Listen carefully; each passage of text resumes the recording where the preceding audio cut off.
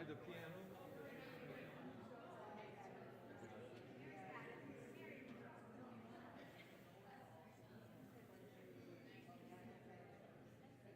Is that going to be the piano?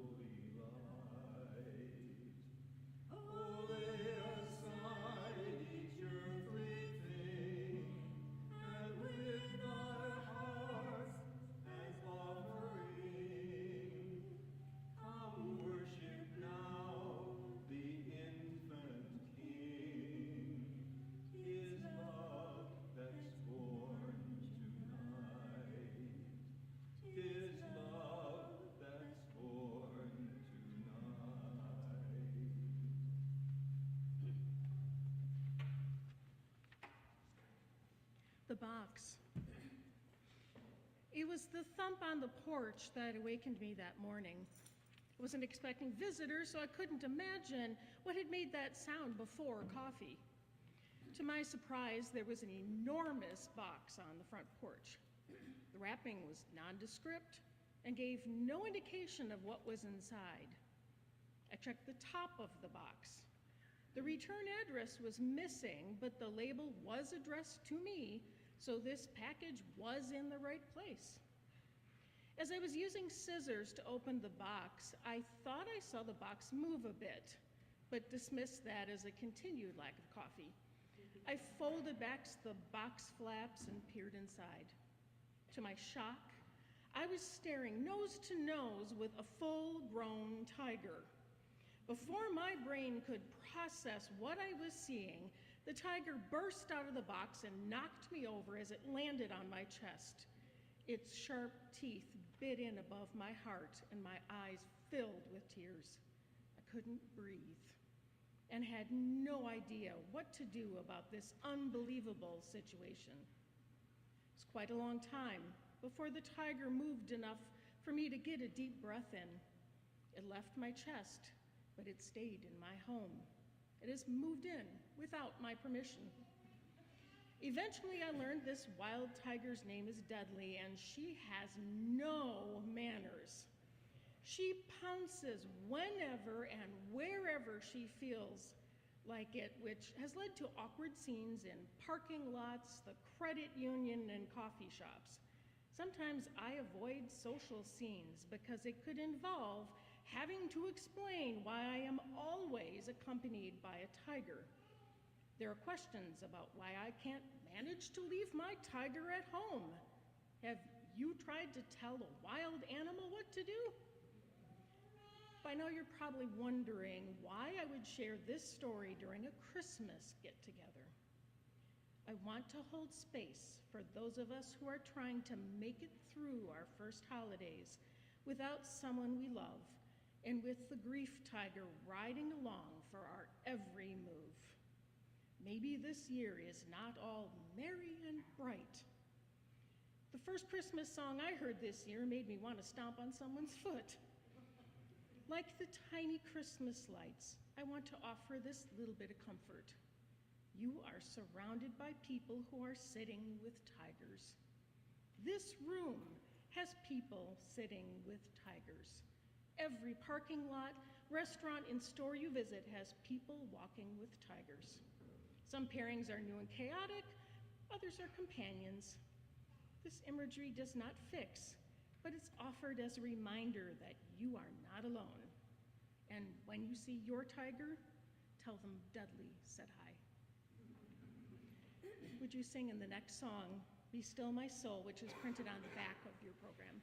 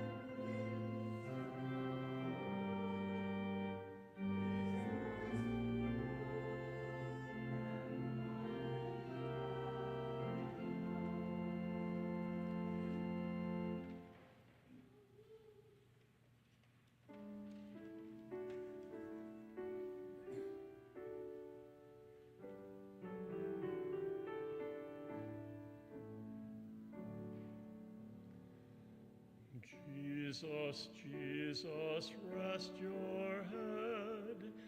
You have got a manger bed. All the evil folk on earth sleep in feathers at their birth. Jesus, Jesus, rest your head. You have got a manger bed. Have you heard about our Jesus? Have you heard about his fate? How his mother went to that stable on that Christmas Eve so late. Winds were blowing, cows were lowing, stars were glowing, glowing, glowing. Jesus, Jesus, rest your head. You have got a manger bed. All the evil folk on earth sleep in feathers at their birth. Jesus, Jesus, rest your head. You have got a manger bed.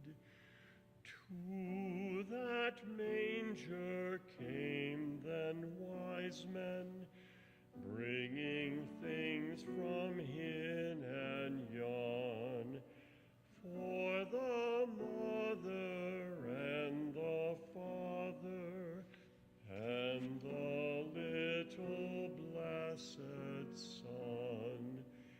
Milkmaids left their fields and flocks and sat beside the ass and ox. Jesus, Jesus, rest your head. You have got a manger bed.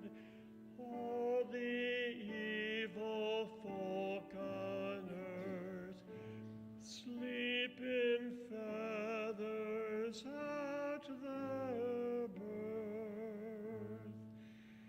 Jesus, Jesus, rest your head. You have got a manger bed.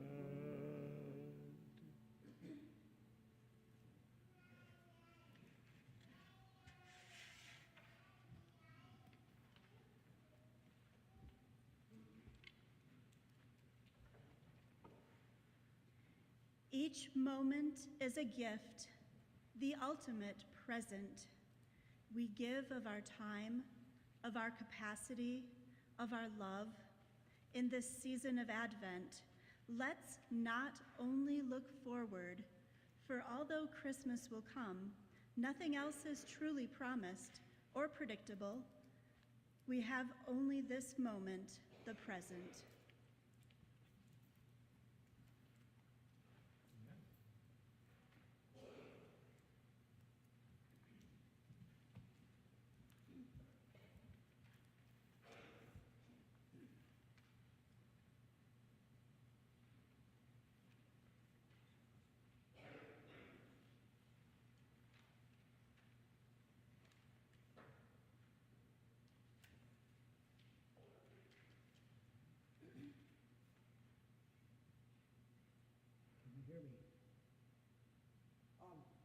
Couple things about this particular song.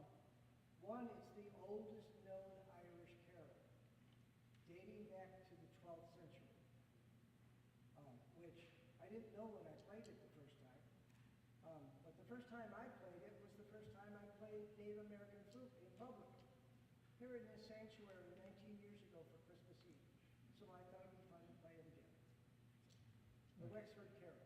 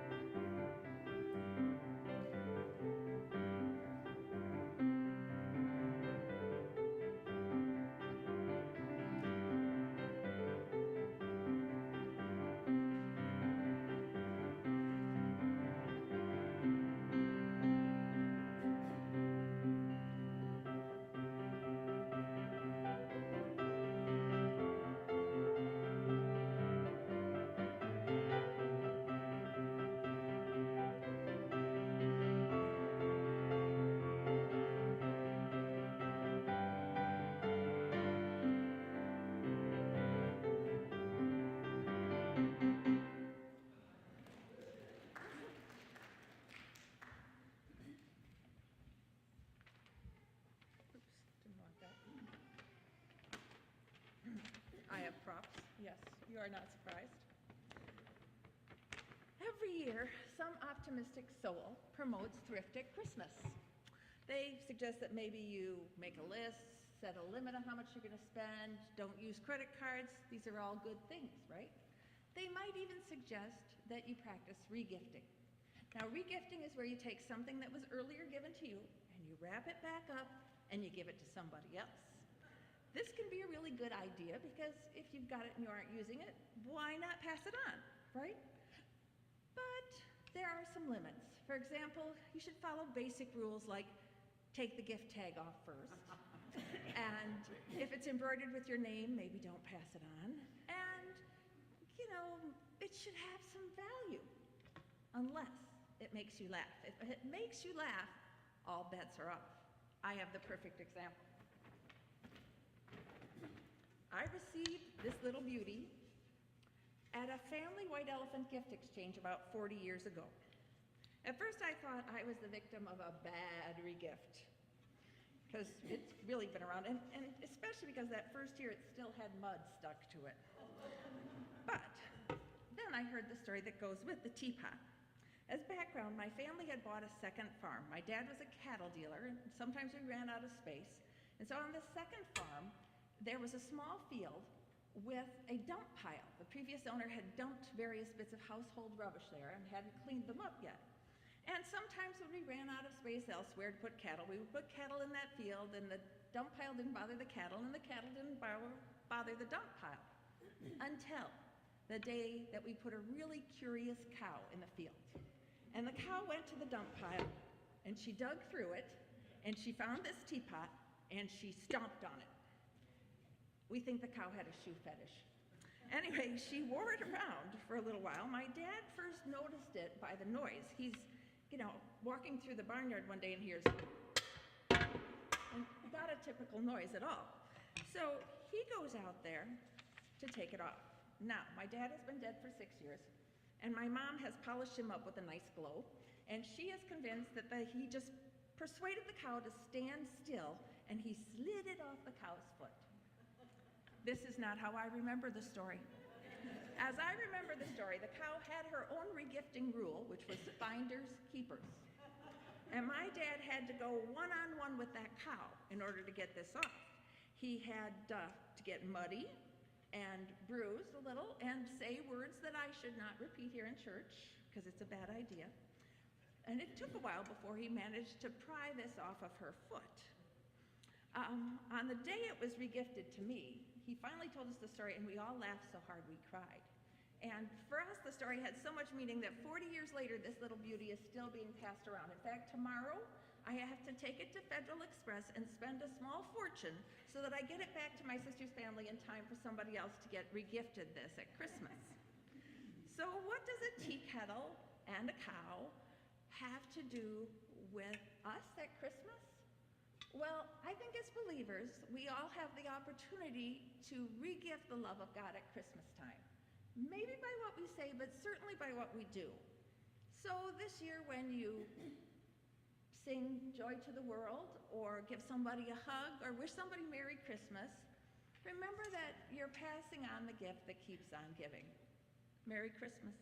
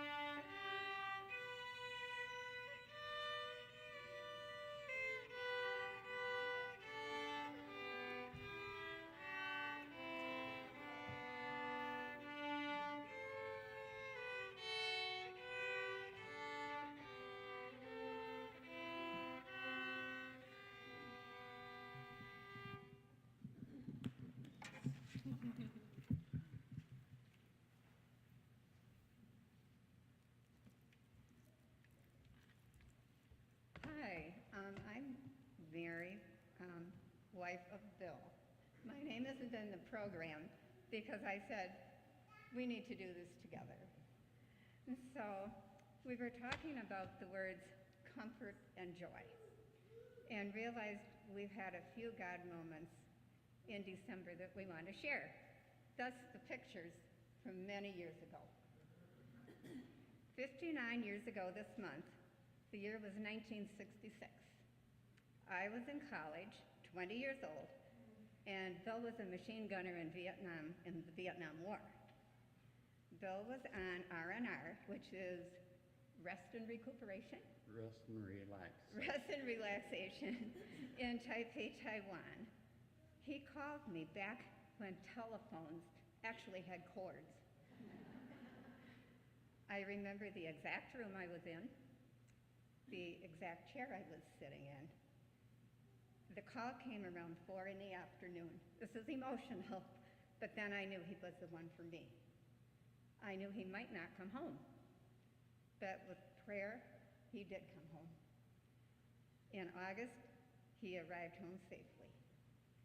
We were married a few years later, on December 26, 1970, and this will make 55 years for us, December 26th. So we have been blessed with a wonderful family, a wonderful church family too. So now Bill has another God moment he would like to share. Now it's my turn to hold up the picture.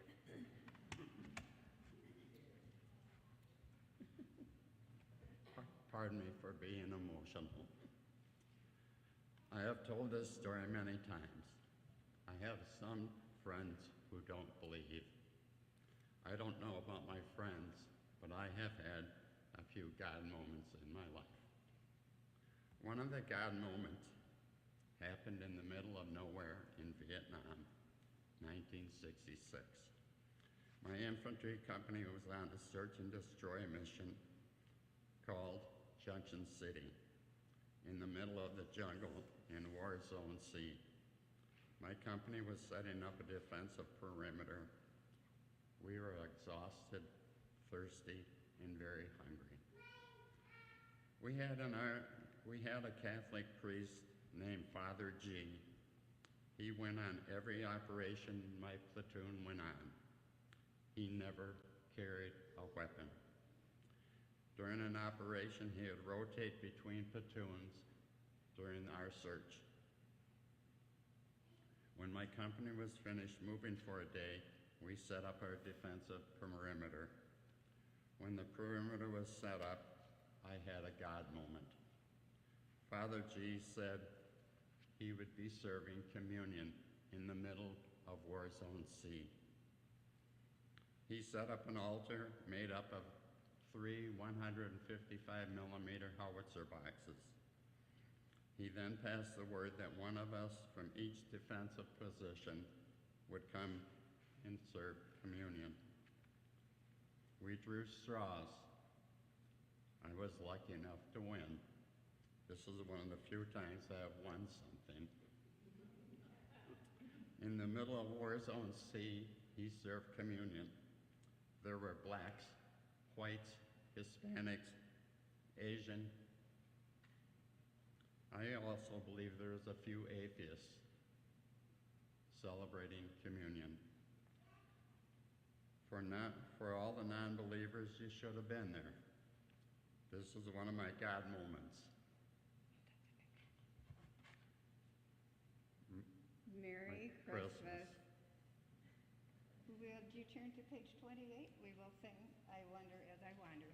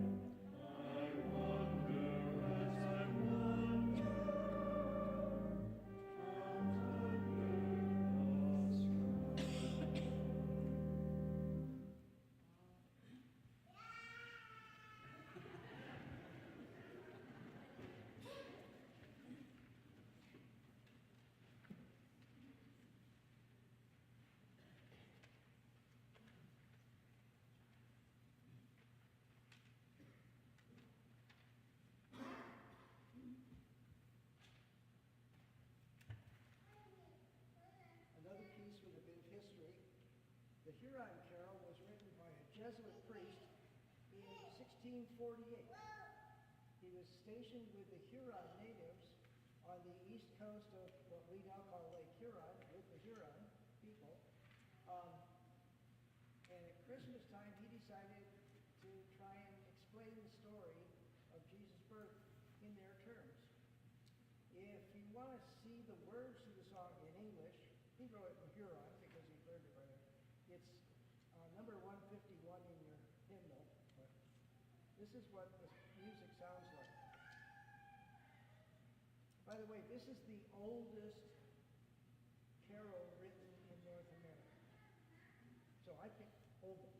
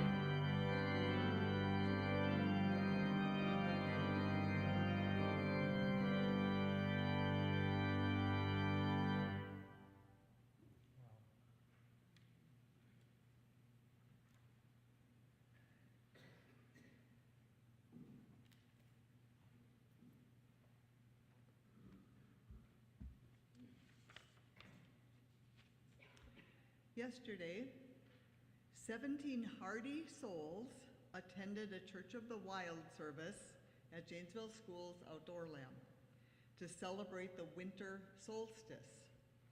We began our service with a Taze chant with these words: "Within the darkest night, you kindle a fire that never dies away." These words signify God's presence in the darkest of nights, our darkest times. Today is winter solstice, the day with the shortest hours of daylight and the longest hours of darkness of the year. Today there's approximately 9 hours of daylight and 15 hours of darkness. This is truly the darkest day of the year. Take a moment to think about what this darkness means to you.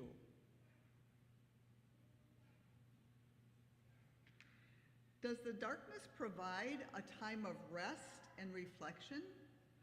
A time to light candles and get cozy with a good book?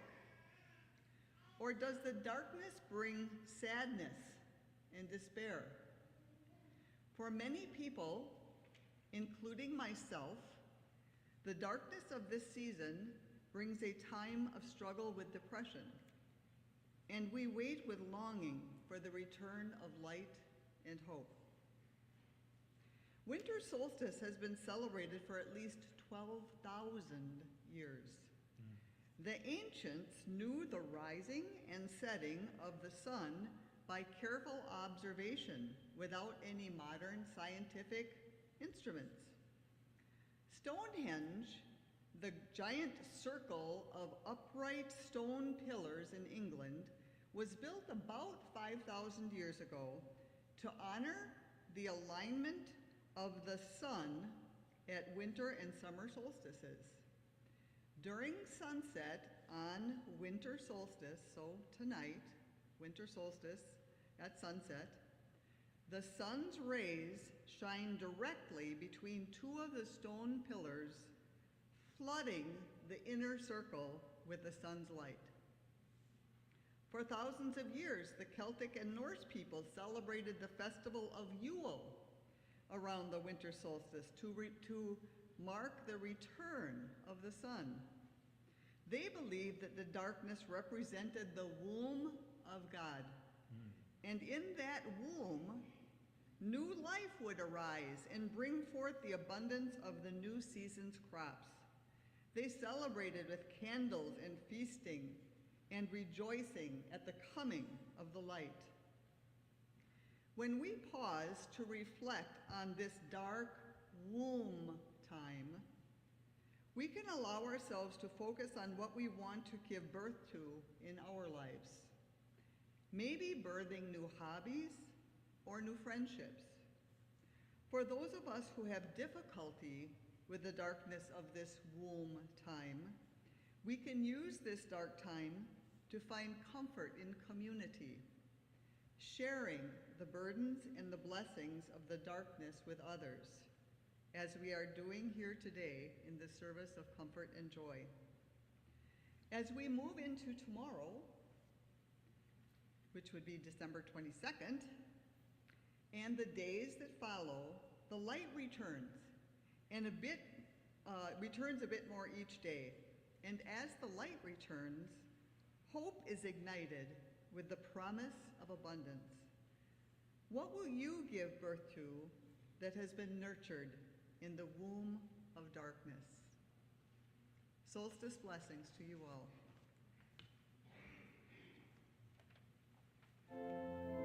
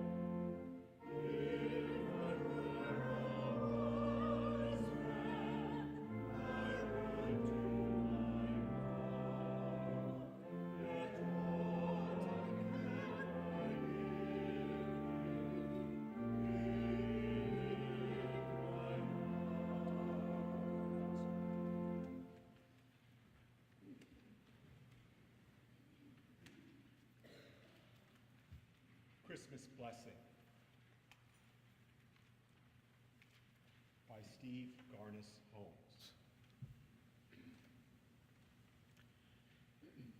May the coming of Christ deepen your wonder and widen your gratitude. May the helpless child bring forth your tenderness and strengthen your love. May the gentle mother give you courage to embrace the holy and find the divine within yourself. May the child who shares our death bring light into your darkness and hope into your weariness. May the Holy Family in the stable open your heart to the poor, the homeless, the refugee. May the child sought by soldiers embolden you to cry out and empower you to resist injustice. May the angels who sing above you awaken your heart and surround you with beauty. May the one who comes remind you of your belovedness and fill you with kindness and mercy and give you joy. I now invite all of our presenters to come forward and everyone else to stand and join us in singing Let There Be Peace on Earth on the back of the bulletin.